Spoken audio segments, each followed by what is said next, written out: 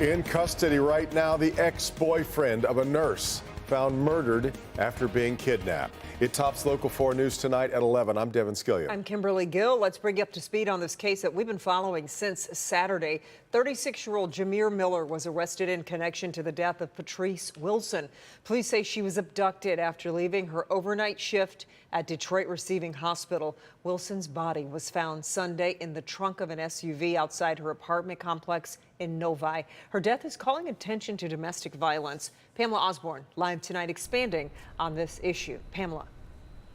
Well, Kimberly, in the state of Michigan, more than 36% of women and 25% of men experience domestic violence. There's a group supporting survivors, and they are hoping that Michigan lawmakers are able to provide some more help in terms of funding to provide more resources. Resources, they say, are desperately needed. She's been trying to get away from him because she know he was toxic for her. Patrice Wilson wasn't able to get away, and sadly, she wasn't the only woman to lose her life to domestic violence. Last week, Oakland County Health Officer Dr. Calandra Green was killed by her husband in a murder-suicide. And on May 8th, a Detroit woman was killed, her boyfriend injured outside of a hotel in Southfield. The gunman, an ex-boyfriend, who was later shot and killed by police. What we're seeing right now is the result of what happens when a person tries to take that control back. Domestic violence is someone exerting power and control, so the person who is doing it decides when the relationship is over. And oftentimes, their decision for it to be over is lethality.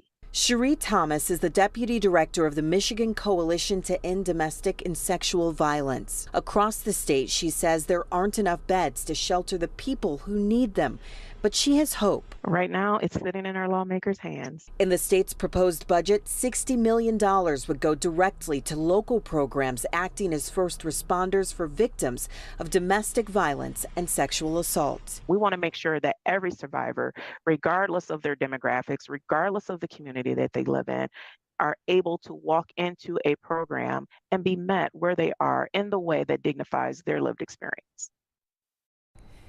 And if approved, this funding would be the first of its kind for this state. Chief James White saying today here at DPD headquarters that domestic violence continues to be a problem, adding that 12 people have lost their lives here in the city of Detroit because of that this year alone. Reporting live outside of DPD headquarters, I'm Pamela Osborne, Local 4. And that's 12 too many. Pamela, we appreciate your story tonight.